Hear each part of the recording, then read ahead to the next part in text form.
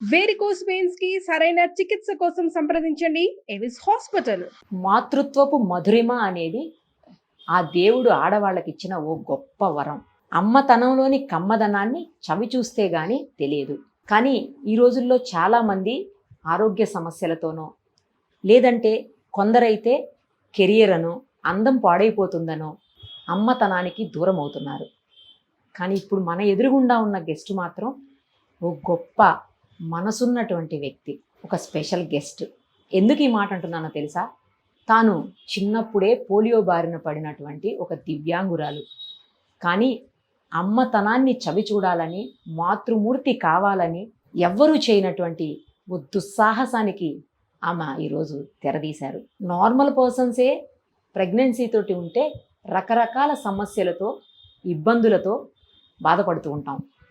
అలాంటిది ఆమె సరిగా కూర్చోలేరు, అస్సలు నిలబడలేరు, పడుకోవాలన్న ఇబ్బందే, రకరకాల హెల్త్ ఇష్యూస్.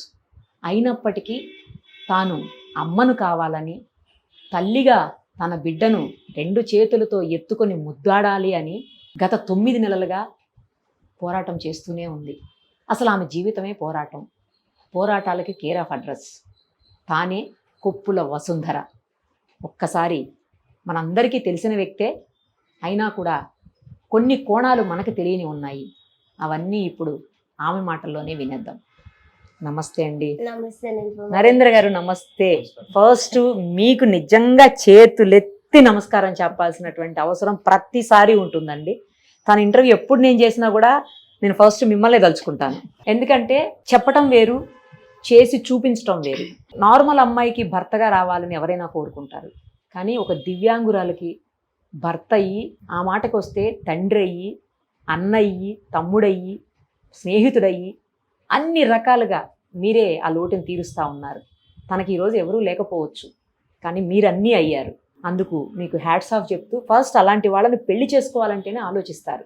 మీరు అసలు ఆమెను పెళ్లి చేసుకొని మొత్తం ప్రపంచానికే ఆదర్శంగా నిలిచారు తెలుసా. హ్యాట్స్ ఆఫ్ అండి. వసుంధర గారు, congratulations first of all. Thank you. అసలు ఇలాంటి వాళ్ళు ప్రెగ్నెన్సీకి అర్హులా? అసలు ప్రెగ్నెన్సీ అనేది వస్తుందా వీళ్లకు? వీళ్ళు అమ్మలు కాగలుగుతారా? మాతృత్వపు మాధుర్యాన్ని వాళ్ళు రుచి చూడగలుగుతారా అని అందరూ అనుకుంటున్నట్టు. నాకు కూడా కొన్ని డౌట్స్ ఉండేవి మీకంటే ముందు. మిమ్మల్ని చూసిన తర్వాత నాకున్న డౌట్స్ కూడా పటాపంచలైపోయాయి. మీకు ఎలా అనిపిస్తోంది? కొద్ది రోజుల్లోనే మీరు అమ్మ కాబోతున్నారు. ఆల్మోస్ట్ 9th month వచ్చేసింది మీకు. కొద్ది రోజుల్లోనే ఒక చిట్టి తల్లిని మీరు చేతులారా ఎత్తుకొని గుండెలకు హత్తుకుంటారు అనిపిస్తే ఏమనిపిస్తోంది? అదొక ప్రౌడ్ మూమెంట్.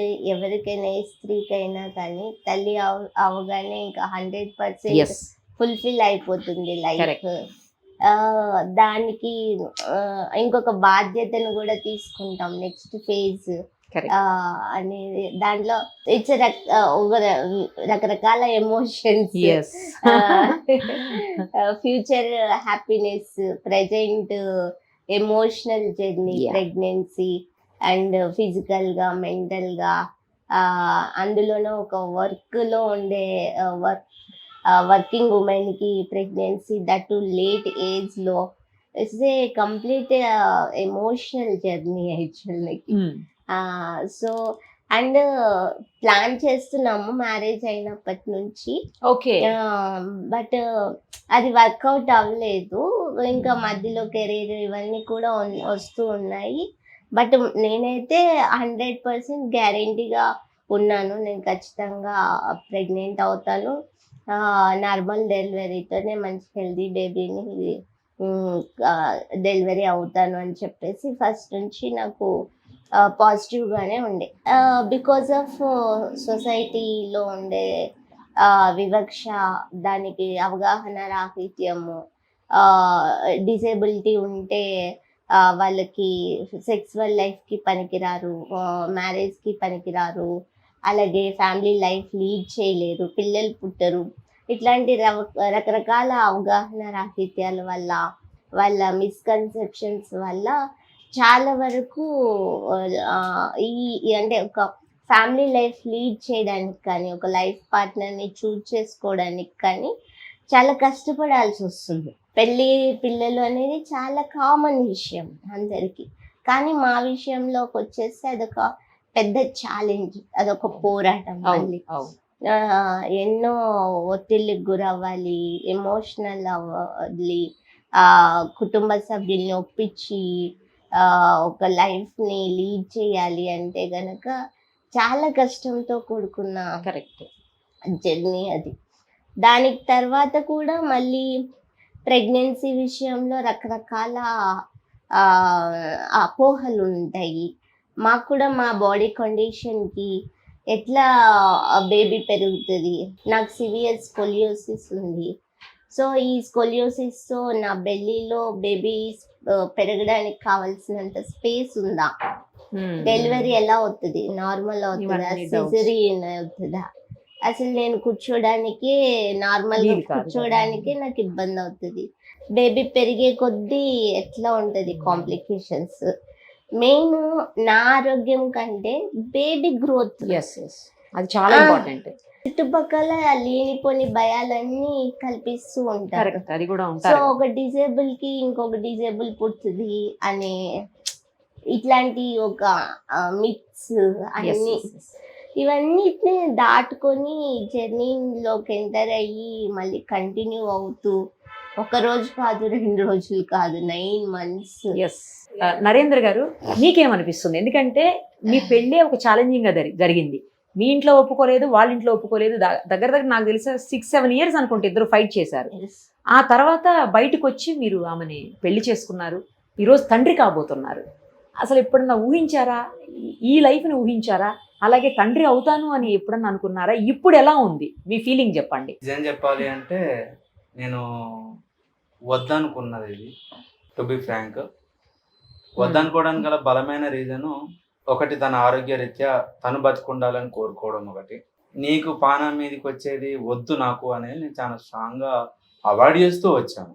తను ఎంత నాకు మోటివేట్ చేసినా, నలుగురితో చెప్పించినా కూడా వద్దు, నేను ఎక్కడ కన్విన్స్ కాలేదు. ఎప్పుడైతే జయంతి రెడ్డి మేడం దగ్గరికి వచ్చిన తర్వాత తను నాకు 2-3 కౌన్సిలింగ్లు ఇప్పించింది.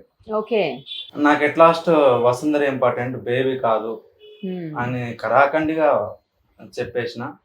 ఇద్దరిని ఇచ్చి పంపించే బాధ్యత నాది, నమ్ము అని చెప్పేసి సూపర్ మేడం అన్న తర్వాత నేను ఇంకా బ్లైండ్లీ ఓకే చెప్పడం జరిగింది. ఈ అన్నిటికంటే ముఖ్యంగా తనే నాకు ఒక బేబీ, ఈమెను ఎత్తుకోవాలి, రేపు పుట్టిన వాళ్ళని ఎత్తుకోవాలి. ఇద్దరిని చెరకు వైపు సో ఆమెను ఎత్తుకోవడంలో నాకు బాగా అలవాటు, ప్రేమ ఇవన్నీ ఉంటాయి. చాలే అని అనిపించే ఒక సందర్భాలు చాలా ఉన్నాయి నాకు. నువ్వు చాలే, ఐ ఫీల్ నాకు మొదటిగా తండ్రైన ఫీలింగ్ అయితే ఏం లేదు. తనని ఎత్తుకొని తిరగడం వల్ల నాకు మొదటిగా తనకుంటుందేమో మొదటిసారి, నాకు ఆ ఫీలింగ్ అయితే ఏం లేదు. ఆల్రెడీ ఒక బేబీ ఉంది కదా, ఇంకో బేబీ ఇంట్లోకి వస్తున్నట్టుందేమో మీకు. అంతే. ఏమంటారు సుందర గారు? ఎంత బాగా చెప్పారు కదా. తనకి అంటే ఆల్మోస్ట్ ఆల్ అంతే, 24/7 నన్ను ఎత్తుకోవడం, నాకు సపర్యలు చేయడం, నాకు అల్లు ఇచ్చడం, తనకి అలాగే ఉంటుంది ఖచ్చితంగా. అదొక మిక్స్డ్ ఎమోషన్ చెప్పాలంటే. ఒక భార్యగా, మళ్ళీ ఒక బిడ్డగా చూసుకొని భర్త ఎక్కడ దొరుకుతారు కదా. అయితే ఈ ఇద్దరు జర్నీ మేమిద్దరం, సో ఫ్యామిలీ అనేది ఎప్పుడో కలుస్తున్నారు, కానీ ఒక లోన్లీనెస్ అనేది ఉంటుంది కదా లైఫ్ లో.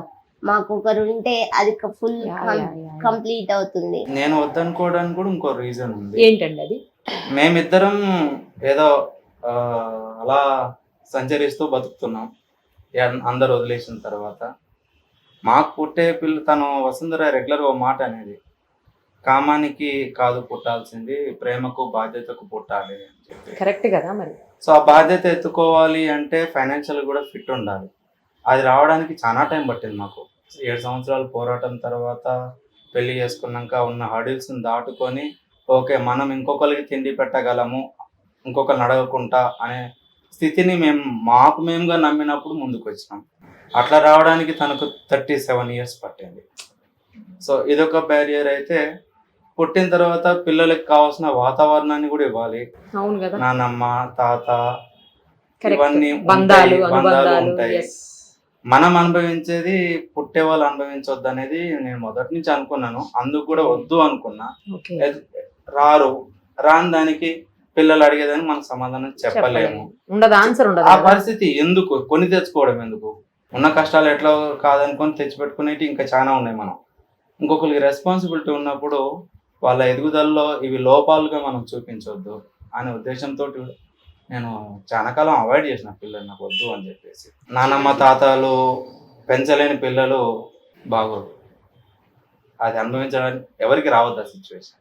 కనీసం ఇప్పుడైనా వాళ్ళు వచ్చి మీతో మంచిగా ఉంటే బాగుంటుందేమో ఆలోచన లేదా వాళ్ళకి? మేము మాక్సిమం ప్రయత్నం చేసాం నిరుపమ గారు. మొన్న కూడా వాళ్ళకుండే అపోహలు లేదా అపార్థాలు, అంటే ఒక కుటుంబంలో మనుషుల మధ్య ఒక గ్యాప్ వచ్చిన తర్వాత అది మళ్ళీ గ్యాప్ ఫిల్ అవడానికి ఫిల్ అయ్యి అవన్నీ పోవడానికి టైం పడుతుంది.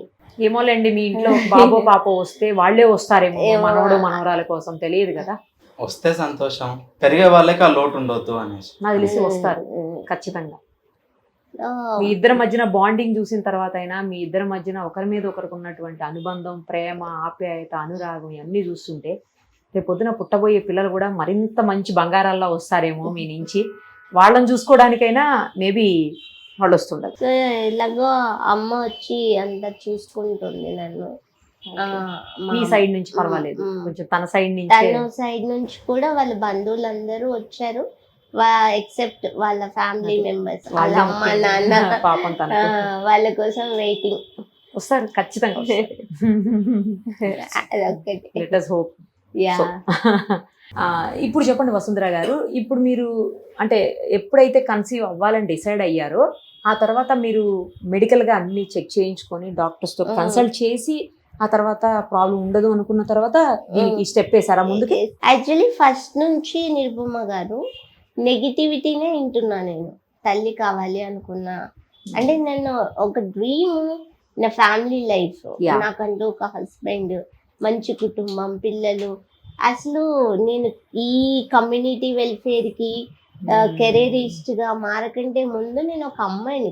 అంతే కదా, నా డ్రీమ్స్ నాకు ఉంటాయి ఖచ్చితంగా. వాటిని అచీవ్ చేయడానికి నాకంటూ ఒక జాబ్ ఉండాలి. నేను ఎర్న్ చేస్తే నేను క్యాపబుల్ అని ప్రూవ్ చేసుకుంటే నాకంటూ ఒక తోడు వస్తుంది అని ఆ ప్రాస్పెక్టివ్ లో నేను చదువుకొని కెరీర్ ఛాలెంజింగ్ ప్రొఫెషన్స్ లోకి వచ్చాను. అల్టిమేట్ డ్రీమ్ నాది ఏదైనా ఉంది చిన్నప్పటి నుంచి అంటే నా ఫ్యామిలీ లైఫ్. నేను ఒక మంచి హౌస్ వైఫ్గా ఉండాలి, ఇలా ఉండే నాకు. అసలు ఆ డ్రీమ్ని అచీవ్ చేసే క్రమంలో నాకు ఎదురైన సవాళ్ళు, వివక్ష, ప్రతి ఫేజ్లో వచ్చే క్వశ్చన్స్, ఇంత 7 years ఫైట్ ఉంటుంది, ఇంత నేను అసలు ఎక్స్పెక్ట్ చేయలేదు. లేవడం, తినడం, అమ్మ చేసి పెట్టింది, స్కూల్కి వెళ్ళడం, కాలేజ్కి వెళ్ళి చదువుకోవడం, ఇది తప్ప నాకు వేరే ప్రపంచం లేదు. మా అమ్మ కూడా ఎప్పుడు నాకు ఈ బాధ్యతలు, నీకు ఇలా ఉంటుంది ఇట్లేమి చెప్పి పెంచలేదు. అని నేను ఎప్పుడైతే నేను స్వతంత్రంగా బతకాలి, నాకంటూ ఒక లైఫ్ ఉండాలి అనుకున్నప్పుడు ఈ ఫైటింగ్ ఇవన్నీ స్టార్ట్ అయింది. ఇంకా పెళ్ళి అనుకున్నప్పుడు అది ఎక్స్ట్రీమ్కి వెళ్ళిపోయింది, పీక్ లెవెల్కి వెళ్ళిపోయింది. మానసికంగా ఎంత కృంగిపోయానంటే నేను చెప్పలేనమాట. ఆ మాటలు అవి అంటే ఒక మనిషిగా డిజేబిలిటీ ఉన్నంత మాత్రాన ఒక మనిషిగా బతకడానికి పనికిరానా? ఎవరు డిసైడ్ చేస్తున్నారు ఇవన్నీ? కానీ ఎంతో ధైర్యం కావాలి అవన్నీ ఎదుర్కొని ఆ మాటలు విని బతకాలి అంటే. అది ఫ్యామిలీ మెంబర్స్తో, మరి వేరే వాళ్ళతో అదే కదా, ఇది ఇంకా బాధాకరమైన విషయం. బయట అంటే మనం ఎంతైనా ఫైట్ చేస్తాం. ఒక ఎమోషనల్ బాండేజ్ ఉండే వ్యక్తులతోటి, అటాచ్మెంట్ మన సొంత వాళ్ళతో, బ్లడ్ రిలేషన్స్ తోటి. ఇప్పుడు అటు సైడ్ చూసిన తన ఫాదర్, మదర్, రిలేటివ్స్, ఇటు సైడ్ మా అమ్మ, ఓన్ మదర్. క్వశ్చన్స్ వేసినప్పుడు ఏం సమాధానం? వాళ్ళు ఏం బ్లేమ్ చేస్తాం? ఎట్లా బయట చెప్పుకోగలుగుతాం? ఇంట్లో వాళ్ళని బయట పడేయలేము, చెప్పుకోలేము, బాధ భరించలేము. అలా ఒక జర్నీ ఉంటుంది. అప్పుడు నాకు పర్సనల్ గాను ప్రొఫెషనల్ గాను రెండు వైపులా నాకు అటాక్ అన్నమాట. ఈ 10 ఏళ్ళు జర్నీ ఎప్పుడో ఒక నార్మల్ అమ్మాయి అయితే ఒక 25 ఏళ్ళకి పెళ్లి చేసుకుని హ్యాపీగా వెళ్ళిపోతారు తర్వాత. వెళ్ళిపోయి ఈ పాటికి నాకు 10-12 ఏళ్ళ బాబు పాప ఉండాల్సిన స్టేజ్ ని కరెక్ట్ కరెక్ట్. ప్రతి ఫేజ్ లో నిరూపించుకుంటూ కెరీర్ పరంగా డబ్బులు సంపాదించుకొని పెళ్లి చేసుకోవడానికి ఫైట్ చేసి మళ్ళీ నేను పిల్లల కంటే వాళ్ళకి రెస్పాన్సిబిలిటీ ఉండాలని ఆ స్టేజ్కి రావడానికి కొద్దిగా జర్నీ చేసి అని నేను మదర్ అవ్వడానికి ఇది ఒక 10 ఏళ్ళ పోరాటం. ఇది ఒక రోజుది కాదు. ఇది ఇక్కడ దాకా వస్తే పెళ్ళి ఎక్కడ మీరు దాన్ని గివ్ అప్ చేయలేదు చూడండి, అది గ్రేట్ నిజంగా వస్తుంది. నాకు ఎందుకు అనిపించిందంటే, ఎందుకు గివ్ అప్ చేయకూడదు అనిపించిందంటే, మా అమ్మ అడగొచ్చు, నా హస్బెండ్ అడగొచ్చు వద్దు అది ఇది అని, కానీ వాళ్ళకేం తెలుసు వైకల్యం నాకు, నాది వైకల్యం మీది కాదు. మీరు జస్ట్ చూస్తారు, అంతే కదా, ఫీల్ అంటే బాధపడతారేమో నా స్థితికి, కానీ నేను అనుభవిస్తున్నాను ప్రతి క్షణం. అంతే కదా. నా బాధని మీరెవ్వరూ పంచుకోలేరు. నేను ఇద్దామన్నా కూడా నా వైకల్యాన్ని మీరు పంచుకోలేరు. అప్పుడు నా కమ్యూనిటీ బాధ నాకే అర్థమవుతుంది. ఇది నా ఒక్కరిది కాదు, కొన్ని లక్షల మంది బాధ ఇది. సో అంటే ఈ డిస్క్రిమినేషన్ బయటికి కనిపించట్లేదు. మీకు కనిపిస్తుంది? ఎవరైనా చెప్తారా? మమ్మల్ని పెళ్లి అంటే పెళ్లిళ్ళు అవ్వట్లేదని ఎవరైనా కంప్లైంట్ ఇస్తున్నారా బయటకు వచ్చి డిజేబుల్ వాళ్ళు? కానీ లోపల ఎంత సఫర్ అవుతున్నారు తెలుసా వాళ్ళు? ఈ ఇంటర్నల్ గా అంటే ఈ జర్నీ అరే జస్ట్ మ్యాటర్ ఆఫ్ మ్యారేజ్, పిల్లలు అనేది ఎంత క్యాజువల్ విషయం, ఎంతో సంతోషంగా జరగాల్సిన విషయాల్లో పెళ్లికి పోరాటం చేయాలి, ప్రేమించడానికి పోరాటం చేయాలి, వాళ్ళని ఒప్పించడానికి పోరాటం చేయాలి. పెళ్ళైన తర్వాత ఎక్స్పెక్టేషన్స్ మళ్ళీ చూసాము, 3 ఏళ్ళు అయింది ఇంకా కన్సీవ్, అందుకే వద్దన్నాం అమ్మాయిని ఓకే అనే నాకుంటుంది. తనకి ప్రేమ ఉంది, తను ఏ విధంగా అనుకోవచ్చు, కానీ నా సైడ్ ఒకటి ఉంటుంది కదా క్వశ్చన్ కదా వాళ్ళ ఇంట్లో వాళ్ళకి. సో అమ్మాయికి పిల్లలు పుట్టారనే మేము వద్దన్నాం. ఇట్లాంటి అన్ని సవాళ్ళకి నేను సమాధానం చెప్పాలి. నేను సొంతంగా మరి నాకు ఎన్ని క్వశ్చన్స్ ఉంటాయి. ఇప్పుడు నేను ఈడున్నాను, బేబీ పుట్టాక వాడు కొంచెం పెరుగుతాడు, అటు ఇటు పోతాడు, నేను వాడితో పరిగెత్తలేను. నాకెంత ఎమోషన్ ఉంటుంది, వాడిని ఎత్తుకొని గోరుముద్దలు తినిపించాలి, ఇవన్నీ అంటే నేను మానసికంగా ఎంతో సిద్ధపడాలి ఇవన్నిటిని ఫేస్ చేయాలి. ఆ ఫేజ్ కి నాకు ఇంట్లో వాళ్ళ సపోర్టు, చుట్టూ ఉండే వాళ్ళ సపోర్ట్ ఎంతో అవసరం ఎమోషనల్ గా. కానీ ఇక్కడ నన్ను ఒంటరిని చేసేసి గుచ్చి నన్ను మానసికంగా ఇబ్బంది పెట్టేసి ఆ దాటి మళ్ళీ నేను ఈ ఎమోషన్ని బేర్ చేయడానికంటే చాలా గుండె ధైర్యం కాదు, దానికి ఇంకా ఏదో ఉండాలి. ఇంకా అవన్నిటికీ నేను మానసికంగా సిద్ధపడి మళ్ళీ ఆరోగ్యపరంగా నాకు ఎటువంటి కాంప్లికేషన్స్ వస్తాయో కూడా తెలియని ఒక స్థితిలో నేను కన్సీవ్ అయ్యాను. ఎందుకంటే ఎక్కడ ఏం లేదు నిరుపమ గారు, స్టడీ చేయడానికి, చదువుకొని తెలుసుకోవడానికి ఏమవుతుంది. ఒక స్కోలియోసిస్ అమ్మాయి ప్రెగ్నెన్సీ వస్తే ఎవరికి ఏమీ ఐడియా లేవు. ఏ డిపార్ట్మెంట్ ఆ డిపార్ట్మెంట్ గురించి చెప్తుంది, కానీ కంబైన్డ్గా ఒపీనియన్ ఇవ్వట్లా. అతనికి గైనిక్ మీద ఐడియా లేదు. నువ్వు కన్సీవ్ అయితే ఇట్లుండొచ్చు నీ పరిస్థితి, బేబీ ఇంతవరకు ఇన్ని మంత్స్ నువ్వు బేర్ చేయొచ్చు, తర్వాత ఇట్లా బెడ్ రెస్ట్ తీసుకోవాలి, ఈ ఫుడ్ తీసుకోవాలి, ఈ ఎక్సర్సైజ్ చేయాలి, నీకు అనస్థేషియా ఇవ్వడానికి ఇట్లుంటుంది. ఇట్లా ఒక కేస్ స్టడీస్ కానీ ఏదన్నా చదువుకోవడానికి ఒక పుస్తకం కానీ ఎవరితోనైనా డిస్కస్ చేయడానికి ఒక వ్యక్తి కానీ లేని ఒక సొసైటీ ఏమనాలో అర్థం కాదు నాకు. ఏదైతే అదైతుందని చెప్పేసి దేవుడి మీద భారం వేసేసి విల్ పవర్ తోటి కన్సీవ్ అయ్యాను. ఇంకా ఆగకూడదు, నా నమ్మకం, నా పాజిటివ్నెస్. 7th month వరకు కూడా నాకు ఎటువంటి కాంప్లికేషన్స్ లేవు, బేబీ గ్రోత్ బాగుంది. మేడం ఫస్ట్ నుంచి ప్రీమెచ్యూర్డ్ అన్నారు. అంటే 7th లో అన్నట్టు అంతే కదా? 7th లో నేను అనుకున్నా బేబీ పెరిగి నా లోపల పెరిగితే తను హెల్దీగా వస్తుంది బయటికి, ఇంక్యుబేషన్ లో పెరగకూడదు. సో నా నమ్మకం నాది, నా నమ్మకమే గెలిచింది. ప్రీమెచ్యూర్ బేబీ స్టేజ్ దాటేసాను. ఇప్పుడు 8th month 3rd week కూడా అయిపోయింది, 4th week Almost 9th month కి మంత్కి వచ్చేస్తుంది.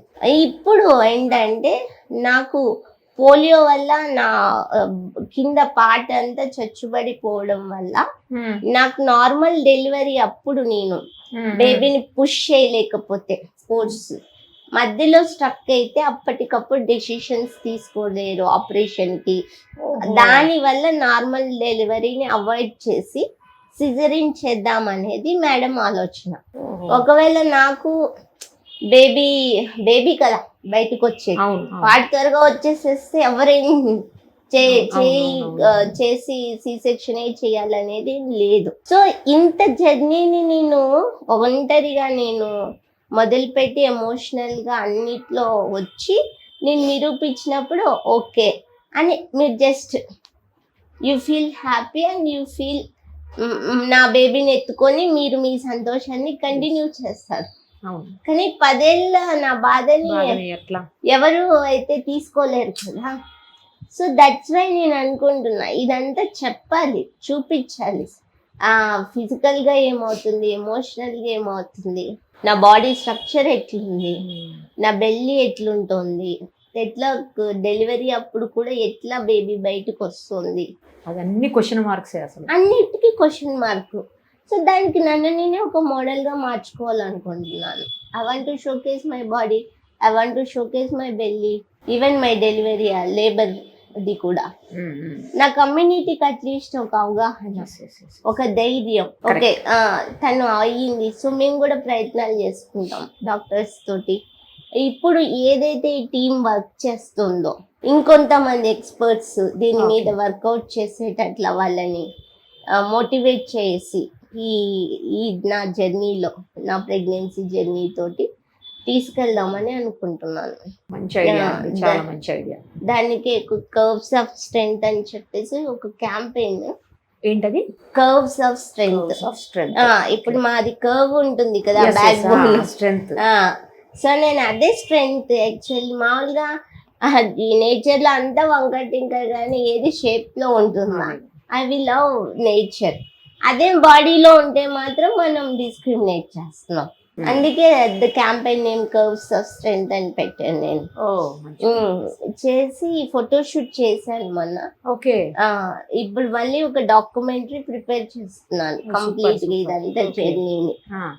మెడికల్ ఎక్స్పర్ట్స్ వీళ్ళందరితోటి మాట్లాడించి రియల్ టైమ్ ఆల్రెడీ మదర్ అయిన డిజేబుల్ వాళ్ళని, వాళ్ళ లైఫ్ స్టోరీ ఎట్లా జర్నీ అంతా ఒక ఇంటర్నేషనల్ లెవెల్లో ఈ డాక్యుమెంటరీని తీసుకెళ్లాలని ప్లాన్ చేస్తున్నాను. సో దీంట్లో మళ్ళీ మెడికల్ ఎక్స్పర్ట్స్ తోటి హెల్త్ క్యాంప్స్, ఇప్పుడు మనకి ఆశా వర్కర్లు ఉన్నారు.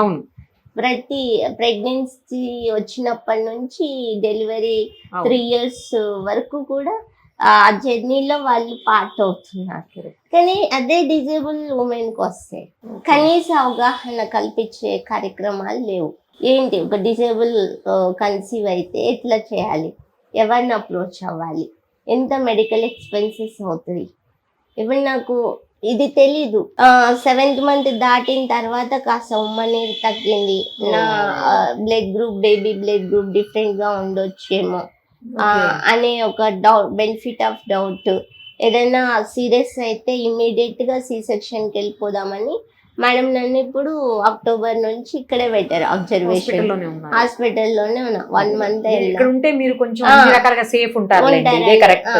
సో మేడం కి నేను ఒక బేబీ లెక్క పర్సనల్ కేర్ ఉంది, ఒక కూతురు లెక్క తన కన్సర్న్ ఉంది కాబట్టి తను ట్రీట్ చేస్తున్నారు ఫస్ట్ నుంచి. జయంతి రెడ్డి గారు నంబర్ 1 డాక్టర్ అండి.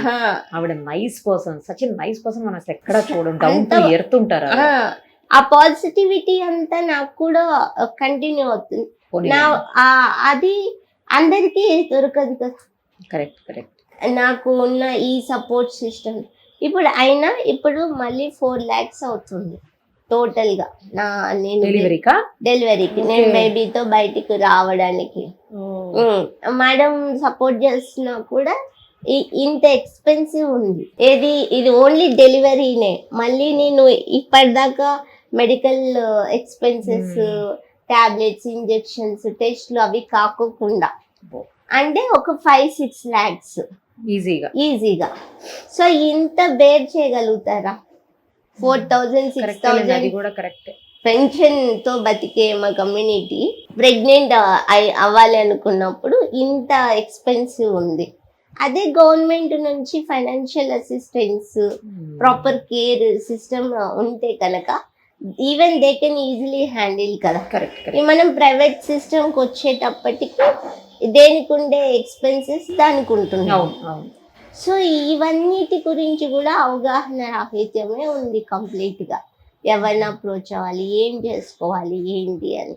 మనకి కృష్ణప్రియ తెలుసు కదా, మన డిజేబుల్ హాస్టల్ వాళ్ళకి పెట్టి ఆ అమ్మాయి కూడా ఒక్కతే ఇంటి నుంచి బయటకు వచ్చి పెళ్లి చేసుకుంది. ఇప్పుడు ఆ అమ్మాయి నన్ను చూసి డాక్టర్స్ ని అప్రోచ్ అయ్యి తను కూడా మా ప్రెగ్నెన్సీని ప్లాన్ చేసుకుందాం అనుకుంటున్నాం.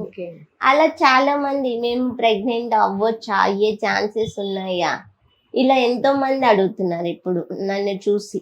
దాని తర్వాత ఇంతకు ముందు ఇప్పుడు 40 ఆల్రెడీ 50 years లో ఉండే వాళ్ళు ఉన్నారు. వాళ్ళు అసలు ఇప్పటిదాకా ఈ అవగాహన లేక అలా ఉండిపోయారు. పెళ్ళిళ్ళు అవ్వట్లేదు ఎవరికి. ఓన్లీ జస్ట్ ఇది పర్సంటేజ్ 1-2% సక్సెస్ఫుల్ గా మ్యారేజ్ చేసుకొని పిల్లల్ని కానీ ఫ్యామిలీ లైఫ్ లీడ్ చేస్తుండే వాళ్ళు.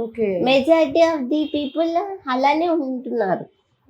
సో మన తెలంగాణలో చూసుకుంటే మనకి మెయిన్ గా 10 లక్షల మంది పింఛన్లు తీసుకుంటున్నారు. 10 లక్షలు 10 లక్షల మంది ఉన్నారు. అందులో 44% ఉమెన్ ఉన్నారు. అన్ని రకాల ఇది నేను చెప్పేది ఓన్లీ పోలియో విత్ స్కోలియోసిస్ నా కేసు. What about others? వాళ్ళకి ఏంటి కాంప్లికేషన్స్? ఎక్కడ కానీ ఎందుకు పెద్ద ఏంటి మనమేమో ఏదో వ్యాధికో దేనికో మనం కనిపెట్టట్లేదు, దాని మీద స్టడీ చేయట్లేదు.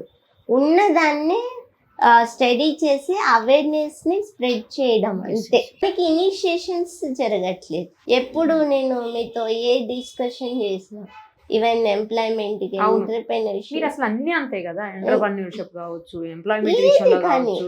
తర్వాత అంతకుముందు మీకు గుర్తుందో లేదో మరి మీరు ఉన్నప్పుడు నాకు అది కూడా తెలుసు, ఈ ఎలక్ట్రికల్ దీనికోసం కూడా అప్పట్లో అబ్దుల్ కలాం గారిని అది ప్రతి అడుగు తీసి అడుగు గుర్తుంది. అది ప్రతి దాంట్లో మీరు పోరాటం, ప్రతి దాంట్లో ఏదో ఒక కొత్త ఇన్నోవేషన్ తీసుకొని వచ్చి మీ కమ్యూనిటీకి హెల్ప్ చేస్తున్నారు అనేక రకాలుగా, అనేక సందర్భాలు. నేను చూసిండే major problem lack of awareness Nirupama గారు. అది నాన్ డిజేబుల్ కమ్యూనిటీకి ఉంది. నాన్ డిజేబుల్ కమ్యూనిటీకి అవేర్నెస్ క్రియేట్ చేయాల్సిన అవసరం ఎక్కడుంది? గవర్నమెంట్తో ఉంది. ఇప్పుడు మనకు ఒక ఎయిడ్స్ డే గురించి తెలుసు,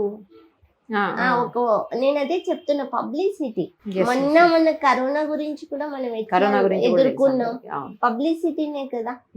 మరి అవి వాళ్ళు చెప్తేనే కదా మనం మాస్క్ పెట్టుకోవాలి, శానిటైజర్ వాడాలి, ఏ ఫుడ్ తినాలి అన్ని ఎవరు ఇనిషియేట్ చేశారు? గవర్నమెంట్ నుంచే కదా. ఇక్కడ మాత్రం ఎందుకు అంత ఇదిగా ఉంటుంది అనేది నాది ఎప్పుడు ఒక పెద్ద క్వశ్చన్. ఎవరో ఒకరు వచ్చి ఇనిషియేట్ చేస్తే తప్ప ఏది జరగట్లేదు. ఎలాగో మీరు ఇనిషియేటివ్ తీసుకున్నారు కదా, ఇది ముందుకు తీసుకపోతే దానికి ఇప్పుడు నాకు ఇక్కడ జాయిన్ అయిన తర్వాత నాకు ఆలోచన వచ్చిందా? ఎందుకంటే ఒక అనెస్థెషియన్, ఒక ఆర్తో, ఒక scoliosis specialist, pulmonologist, heart specialist, gynaec 5 డిపార్ట్మెంట్లు, మళ్ళీ ఆపరేషన్ కి మళ్ళీ ఇంకో సపరేట్ టీమ్. నాకు అనెస్థేషియా స్పైన్ కి ఇవ్వడానికి పాసిబిలిటీ లేదు, బికాస్ ఆఫ్ నా స్పైన్ కర్వ్ ఉంది కాబట్టి ఇవ్వకూడదు. ఓపెన్ ఇస్తున్నారు. ఓపెన్ ఇచ్చినప్పుడు 40-50% రిస్క్ ఉంది నాకు. అంటే 10 minutes లోపలే ఆపరేషన్ చేసి బేబీని బయటికి తీసేయాలి. అంటే ఒక టీమ్ వర్క్. ఇదంతా ఇంత ఎఫర్ట్ పెడితే గానీ నేను బేబీ ఇద్దరం ప్రాణాలతో సేఫ్ గా బయటికి రాలేని పరిస్థితి.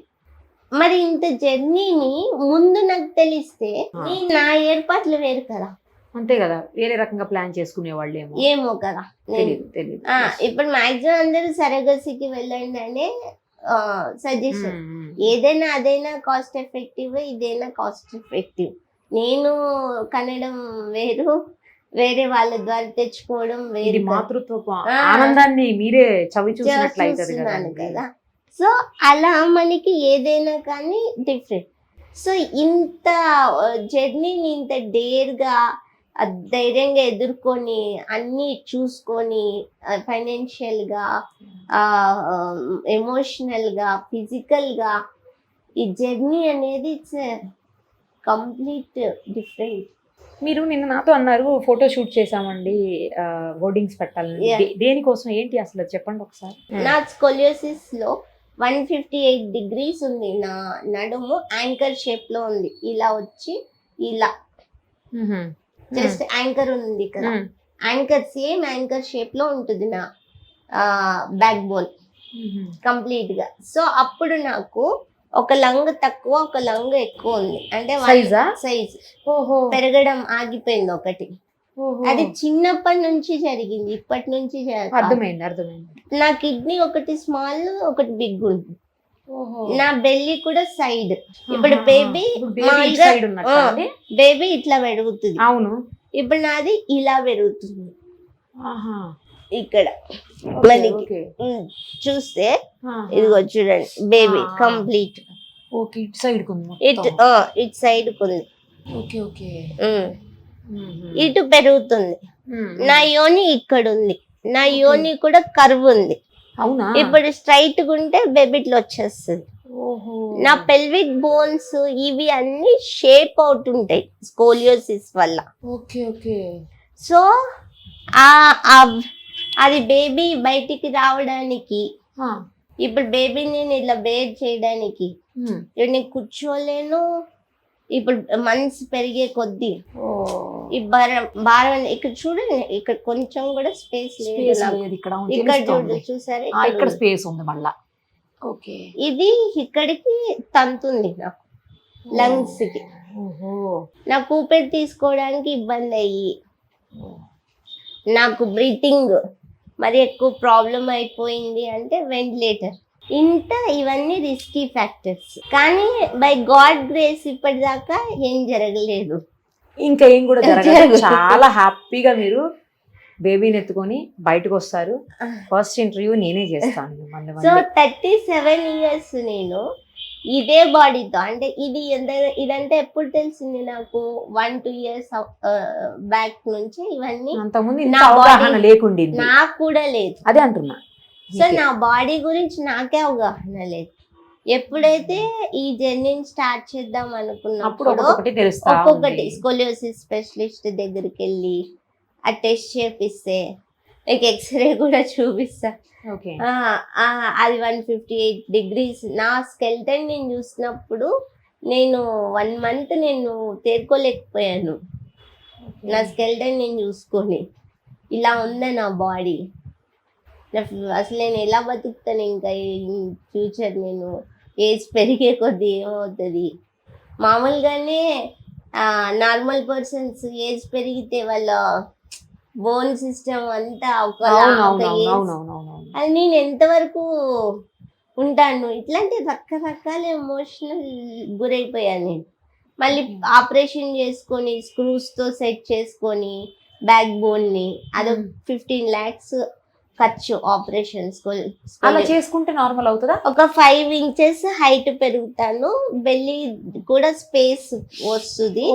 అప్పుడు కన్సీవ్ అయితే ఇంకొంచెం నీకు బెటర్ ఉంటుంది అని డాక్టర్ సజెస్ట్ చేశారు నాకు మెడికోవర్ లో. అయితే నా క్వశ్చన్ ఏంటంటే, నేను ఇప్పుడు ఇలా ఉన్నాను, క్రూస్ తో మొత్తం నా బ్యాక్ బోన్ ని సెట్ చేస్తే మరి అది ఏదైనా ఒక స్క్రూ ఇరిగినా మళ్ళీ ఆపరేషన్ చేయాలన్నా, మళ్ళీ ఆపరేషన్ చేయాలి. 6 months bed rest, 15 lakhs expenses. ఇవన్నీ చేసినాక నేను ఎలా ఉంటాను? నేను మళ్ళీ ఫ్యామిలీ లైఫ్ పనికి వస్తానా? ఇవన్నీ నా క్వశ్చన్స్. కాకపోతే అప్పుడు అసలే ఉండదు కదా ఛాన్స్ ఇంకా అది కూడా ప్రెగ్నెన్సీకి. నిజమే కదా. సరే ఏదో ఒకటి ఒక బేబీ అయితే కనేసిన తర్వాత మళ్ళీ ప్లాన్ చేసుకున్నాం ఆపరేషన్లో అవి అన్నట్టు నేను డిసైడ్ అయ్యాను. సో ఇవన్నిటికీ నేను అంటే నాకు ఇక్కడ ఈ కోపము అది కాదు, మీ యొక్క అవగాహన రాహిత్యము మా జీవితాల్ని మా ప్రాణాల్ని పణంగా పెట్టేంత వరకు తీసుకొస్తుంది. మీకు లేకపోతే తెలుసుకోండి, అవగాహన లేకపోతే ఎవరైనా కానీ.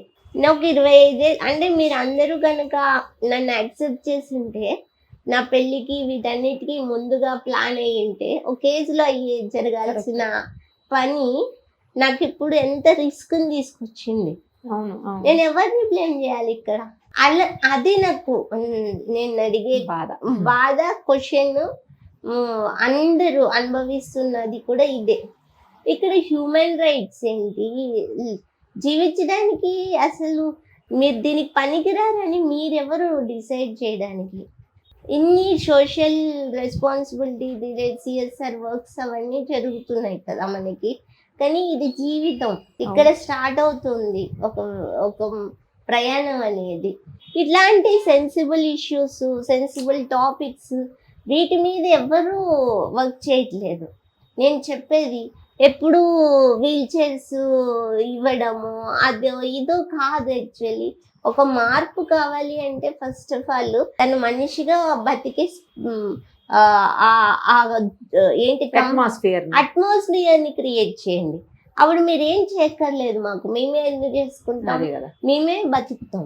అట్మాస్ఫియర్ క్రియేట్ చేయకుండా ఎంత చేసినా అగైన్ డిపెండబుల్ అవుతుంది, కానీ బ్రతుకు ఏది మార్పు రావట్లేదు.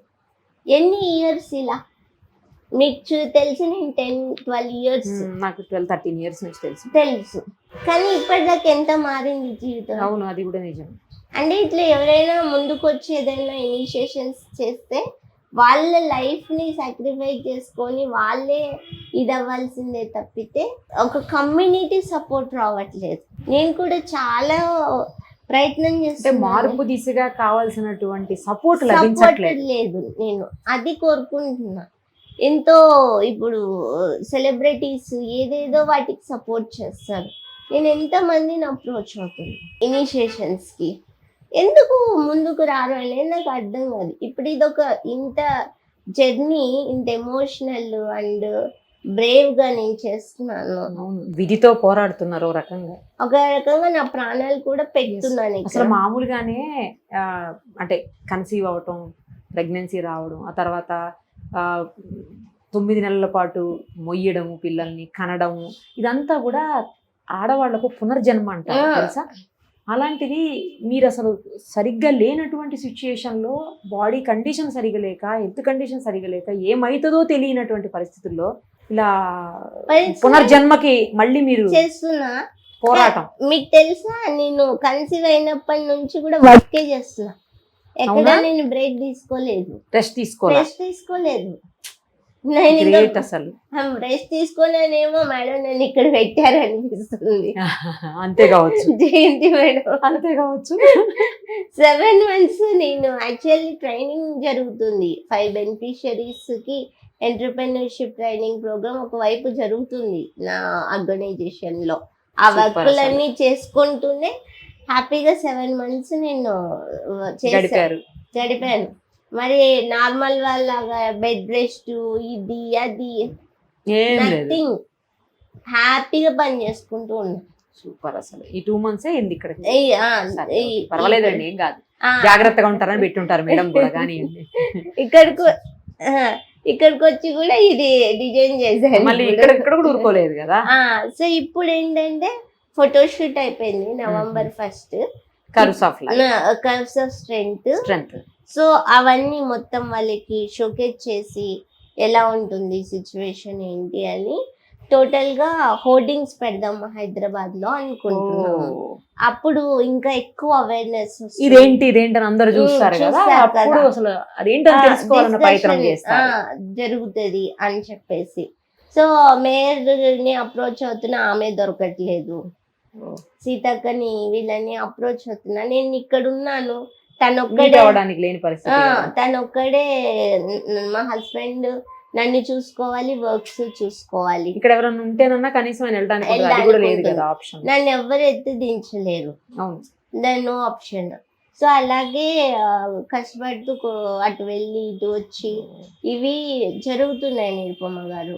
కొద్దిగా నాకు సపోర్ట్ వస్తే కనుక గవర్నమెంట్ నుంచి, వీళ్ళ నుంచి మాకు వచ్చేసి ఒక స్పాన్సర్, అంటే ఇప్పుడు ఈ ఫోటోషూట్ వీటి వరకు ఒక స్పాన్సర్ వచ్చారు, నక్షత్ర హాస్పిటల్స్ అండ్ వాళ్ళకి షూట్ హెల్త్ కేర్ సర్వీసెస్ అని వాళ్ళది ఉంది. వాళ్ళు మనకి సపోర్ట్ చేశారు ఫస్ట్ ఫేజ్. ఇప్పుడు ఇంకా దీనికి ఎక్కువ ఫుల్ ఫ్లెడ్జ్డ్ సపోర్ట్ కావాలి. ఉపాసన గారు లాంటి వాళ్ళు కనుక నాకు ఒక హ్యాండ్ ఇస్తే ఇది వేరే లెవెల్కి వెళ్తుంది. ఎందుకంటే ఉపాసన గారు కూడా ప్రెగ్నెన్సీ విషయంలో ఎన్నో ఇది చేశారు. అది కొన్ని లక్షల మంది జీవితాలు దీనివల్ల మార్పు చెందుతాయి. మనుషుల్లో అసలు ఫస్ట్ ఆఫ్ ఆల్ ఈ మిస్కన్సెప్షన్స్ పోతాయి, అన్ఫిట్ ఫర్ ప్రెగ్నెన్సీ, మదర్హుడ్, ఇవన్నీ. సో ఇప్పుడు మరి కర్వ్స్ ఆఫ్ స్ట్రెంగ్త్ ద్వారా మీరు ఏం చేయాలనుకుంటున్నారు, ఏం చెప్పాలనుకుంటున్నారు సొసైటీకి? మన తెలంగాణ చూసుకుంటే, మన తెలంగాణలో ఒక 10 లక్షల మంది ఉన్నారు. దాంట్లో ఒక 5 లక్షల మంది టార్గెట్ ఉమెన్ మనకి.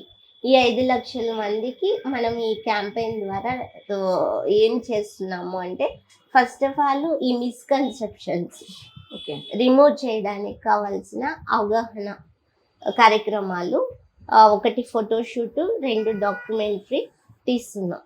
తర్వాత రూరల్ లెవెల్లో ఉన్న హెల్త్ కేర్ డిపార్ట్మెంట్స్, చిన్న చిన్న క్లినిక్లు, ఆశా వర్కర్లు, వీళ్ళందరికీ కూడా అవగాహన కార్యక్రమాలు, వర్క్షాప్స్, సెమినార్స్ కండక్ట్ చేయాలనుకుంటున్నాను. సెకండ్, దాని తర్వాత వచ్చి సోషల్ మీడియా క్యాంపెయిన్ 6 months కంటిన్యూగా రన్ అవుతుంది. ఒక help line, first of all ఎవరికి ఏం అవసరం, ఏం కావాలి వాళ్ళకి అనేదానికి ఒక హెల్ప్ లైన్ క్రియేట్ చేసి, ఆ హెల్ప్ లైన్ ద్వారా మొత్తం వాళ్ళకి కావాల్సిన సపోర్ట్ సిస్టమ్, అలాగే దీనికి ఒక కంప్లీట్ ఒక కమిటీ లాంటిది, దాంట్లో అందరూ డాక్టర్లు, లైక్ ఎవరైతే గైనిక్ స్పెషలిస్ట్, ఆర్థో, స్కోలియోసిస్, వీళ్ళందరూ కూడా ఉండి ఈ అప్రోచ్ అయ్యే వాళ్ళకి కేస్ స్టడీస్ చేసి వాళ్ళకి ఒక బ్రీఫ్ బిఫోర్ ప్రెగ్నెన్సీ ఏం తీసుకోవాలి, ప్రెగ్నెన్సీ అప్పుడు ఏంటి, ఆఫ్టర్ ప్రెగ్నెన్సీ. గవర్నమెంట్తో కూడా women welfare, child welfare department, disable department, వీళ్ళందరితోటి టైఅప్ అయ్యి వీళ్ళకి ఫైనాన్షియల్ సపోర్ట్ ఆల్రెడీ ఉంది. అడ్వకేసీ పాలసీస్లో వీటిని యాడ్ చేపించి వీళ్ళకి కావాల్సిన మంత్లీ మెడికల్ కిట్స్ కానీ, సర్వీసెస్ కానీ, ఇలా వాళ్ళ ఇంటి దగ్గరికి ప్రొవైడ్ చేసేటట్టు మొత్తం ఒక 6 months, November 14th children's day నుంచి May 11th మదర్స్ డే వరకు complete campaigning, different events, workshops, health camps, helpline, ఒక కమిటీని ఫామ్ చేసి చేయాలని అనుకుంటున్నాను. దీనికి అరౌండ్ ఒక 50-60 lakhs దాకా ఖర్చు అవుతుంది. ఇవన్నీ చేయాలి. Publicity material first of all, only documentary తీయడానికి 10 lakhs అవుతుంది అన్నమాట. ఇప్పుడు అందరివి స్టడీ చేయాలి. నాకు కాంటరీ నుంచి నేను ఇంటర్నేషనల్ ట్రైనింగ్ అయిపోయింది కదా లీడర్షిప్, దాంట్లో మాకు 55+ కంట్రీస్లో అరౌండ్ 288 సోషల్ చేంజ్ మేకర్స్ ఉన్నారు నెట్వర్క్. వాళ్ళు దాదాపు ఒక 100 NGOలు స్టార్ట్ చేస్తున్నారు వేరే వేరే కంట్రీస్లో. అక్కడి నుంచి కూడా సపోర్టివ్ సిస్టమ్ని, హెల్త్ రిలేటెడ్ అడ్వాన్స్ ఎక్విప్మెంట్ని అవన్నీ ఇక్కడికి తీసుకొని వచ్చి ఒక యాప్ని కూడా క్రియేట్ చేసేసి ఆన్లైన్ కన్సల్టెన్సీ, ఇట్లా ఒక 6 months ఫస్ట్ ఫేజ్లో చేసిన తర్వాత ఎవ్రీ ఇయర్ దీన్ని కంటిన్యూ చేద్దాం అనుకుంటున్నాను నేను. Health related, it's not only about even ఎక్కువ ప్రెగ్నెన్సీ, మదర్హుడ్ మీద ఎక్కువ వర్క్ చేస్తాం. ఈవెన్ వాళ్ళ స్మాల్ హెల్త్ ప్రాబ్లమ్స్ అర్థమైంది. ఇష్యూస్ ఉన్నా కూడా ఓన్లీ ఉమెనే కాదు మెన్ కూడా ఉంటుంది కదా, వాళ్ళు పెళ్లి చేసుకోవాలని ముందుకు రావాలనుకున్నప్పుడు ఒక డిజేబుల్ ఇంకో డిజేబుల్ నే పెళ్లి చేసుకోవాల్సి వస్తుంది. దానివల్ల కొన్ని హెల్త్ ఇష్యూస్ కూడా ఉన్నాయి బేబీస్ ఇంకా ఎక్కువ అవుతాయి కూడా. ఎక్కువ అవుతాయి కూడా. కానీ నాన్ డిజేబుల్ కమ్యూనిటీ కొంతవరకు రెడీగా ఉంది. అందరూ కాదు కానీ కాదు కానీ కొంతవరకు వాళ్ళు కూడా సిద్ధంగా ఉన్నారు ఒకరికి లైఫ్ ఇవ్వడానికి. కానీ కొన్ని ఇట్లాంటివి అంటే సోషల్ స్టిగ్మా ఉంటుంది, stigma లేకపోతే ఉంటది, రిలేటివ్స్ family నుంచి వాళ్ళ ఫ్యామిలీ support మెంబర్స్ నుంచి ఉండదు. అలా. రెసిస్టెన్స్ వస్తుంది. ఇప్పుడు యూత్ అంత మూర్ఖంగా లేరు, వాళ్ళు లేరు, అదైతే కంఫర్టబుల్. బట్ ఈ అవగాహన కనుక ఉంటే వాళ్ళు కూడా ఇంకా స్ట్రాంగ్ గా వాళ్ళతో ఫైట్ చేయగలుగుతారు. అన్నిటికీ ఉంది సొల్యూషన్, ఎందుకు మీరు కాదంటారు? కొన్ని అయితే ఇట్లా అంటే నేను మీకు చెప్పా కదా పెళ్లికి ముందు అవును. సెక్స్ కి పనికొస్తావా అని నన్ను అడిగినప్పుడు నాకేం చేయాలో తెలియదు అప్పుడు. ఇప్పుడైతే నేను డాక్టర్ దగ్గరికి వెళ్ళి సర్టిఫికేట్ తీసుకొని ఇచ్చేసేదాన్ని, yeah I'm fit for everything అని చెప్పేసి. అందులో అప్పుడు తెలియదు కదా, తెలీదు, ఎమోషనల్ అయిపోయాను అప్పుడు అడిగేసరికి. కానీ మనకి అంత మన సొసైటీ మన మైండ్ సెట్ మన కల్చరల్ అంత లేదు కదా డెవలప్మెంట్. కానీ ఉండాలి, అట్లా ఉండి మాట్లాడి ఓపెన్ అప్ అయితేనే తెలుస్తుంది.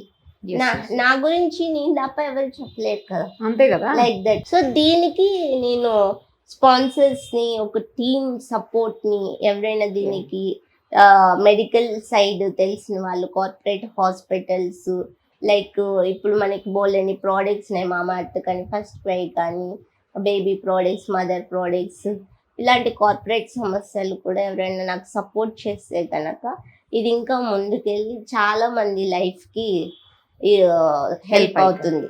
మేము జిహెచ్ఎంసీతో కూడా టైఅప్ అయ్యి బస్ స్టాప్ హోర్డింగ్స్ ఒక 15 days హోర్డింగ్స్ స్పేస్ తీసేసుకొని పబ్లిసిటీ పెట్టాలి. ఇవి 2 times పెడతాం. ఇప్పుడు ఒక December 3rd international day of persons with disability ఉంది, తర్వాత మదర్స్ డేకి నాకు అలా 2 times ఒక 50 హోర్డింగ్స్ టోటల్ సిటీ. తర్వాత booklet, pamphlets, posters about this disability motherhood, ఏంటి ప్రాబ్లమ్స్, ఏమేమి ఉంది, ఇట్లాంటివన్నీ. దీనికి ఇంటర్నేషనల్ వైడ్ గా ఉండే డాక్టర్స్ ని కూడా ఇక్కడికి పిలుచుకొని వచ్చి ఈ ఇన్వాల్వ్ చేసి వాళ్ళ ద్వారా కూడా కంప్లీట్ గా ఫుల్ ఫ్లెడ్జ్డ్ వాళ్ళకి medical care and advance equipment ఉన్నాయి కొన్ని, వాటిని కూడా ఇక్కడ తీసుకురావాలి అని చెప్పేసి అనుకుంటున్నాను నేను. అలాగే ఇప్పుడు మనం చూసుకుంటే సక్సెస్ స్టోరీ బాలత మల్లవరపు మేడం ఉన్నారు, బాలత మేడం ఐఎస్బి. ఆమె కూడా సక్సెస్ఫుల్ మదర్, తనకు బేబీ బాబు ఉన్నాడు. సో చాలా మందికి ఉన్నారు బేబీస్, ఈ వీల్ చైర్ యూజర్స్ కానీ అదర్ డిజేబుల్ కేటగిరీ. వాళ్ళ స్టోరీస్ అన్నిటిని we can publish even in the documentary also. వాళ్ళ స్టోరీస్ చూపించాలి, అండ్ ముఖ్యంగా medical related. All the very best అండి, చాలా హ్యాపీగా ఉంది మిమ్మల్ని ఇలా కలవడం. Thank you. మళ్ళీ ఖచ్చితంగా మీరు డెలివరీ అయ్యే లోపు నేను ఇంకొకసారి వస్తాను. మీరు అన్నది ఏదో కార్యక్రమం ఉంది కదా, కర్వ్స్ ఆఫ్ స్ట్రెంగ్త్ అనేది, దానికి ఏ రకంగా మేము అంటే మీడియా సైడ్ నుంచి ఎట్లా సపోర్ట్ చేయగలుగుతామో మీరు చెప్పండి. నేను డెఫినెట్ గా సుమన్ సార్ కూడా చాలా మాట్లాడతాను సార్ తోటి, వర్క్ లో ఉన్నారు. సార్ తో కూడా ఒకసారి కొలాబరేషన్ తప్పకుండా ఏం చేయగలుగుతామో తప్పకుండా నేను ఎందుకు అడుగుతున్నానంటే సుమన్ టీవీ చాలా లోకల్ గా రీచ్ అయ్యింది. 80% of the disable people villages లో ఉన్నారు.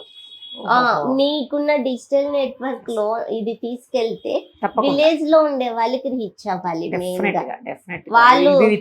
సో ఆ విలేజ్ లో ఉన్న వాళ్ళ పేరెంట్స్ వాళ్ళు ఇవి చూస్తే వాళ్ళకి కొద్దిగా అవగాహన అవగాహన వస్తుంది. తప్పకుండా మీరు ఏం చెప్తారు అంటే ఏ ప్రోగ్రామ్స్ చేస్తున్నారు ముందుగా నాకు చెప్తే సపోర్ట్, నో ప్రాబ్లం అందులో, Yeah. నో డౌట్ కూడా. మళ్ళీ మిమ్మల్ని కలవాలి నేను బేబీ తోటి. తప్పకుండా. మీకు బాబు కావాలా పాప కావాలా? ఎవరైనా ఓకే, కానీ సిమ్టమ్స్ అయితే బాబు లాగా అనిపిస్తుంది అనిపిస్తుందా? నాకు. మరి నరేంద్ర గారు ఏమంటున్నారు? పాప పాప కావాలంటున్నా. ఖచ్చితంగా ఆయన ఫస్ట్ Okay. నుంచి పాపనే ఎక్స్పెక్ట్ ఓ, చేస్తున్నాడు. సరే ఎవరైనా పాప అయినా బాబు అయినా బాబైనా. హెల్దీ బేబీ తోటి ఇద్దరు కూడా సేఫ్ గా బయటికి రావాలని Yes. నేను ఒక్కదాన్నే కాదు మన ఛానల్ చూస్తున్న అందరూ కూడా మీకోసం ప్రే చేస్తారు. Thank you, thank you ఎందుకంటే so much. ఇన్నేళ్ల మీ పోరాటం విధితో పోరాడుతున్నారు ఇప్పుడు మీరు. Yes. ఫైనల్ గా ఇందులో అందరూ సపోర్ట్ చేసి ఎవరి పరిధిలో వాళ్ళు Yes. దేవుడికి ప్రే చేసి దేవుడికి మొక్కి ఖచ్చితంగా మీకు మంచి జరగాలని చెప్పేసి కోరుకుంటారని కోరుకోవాలని ఆశిస్తున్నాను. Thank you so Thank you much, so much. Nirupama garu. Thank you. All the very best. Take care of your health. Thank you. Thank you. Thank you.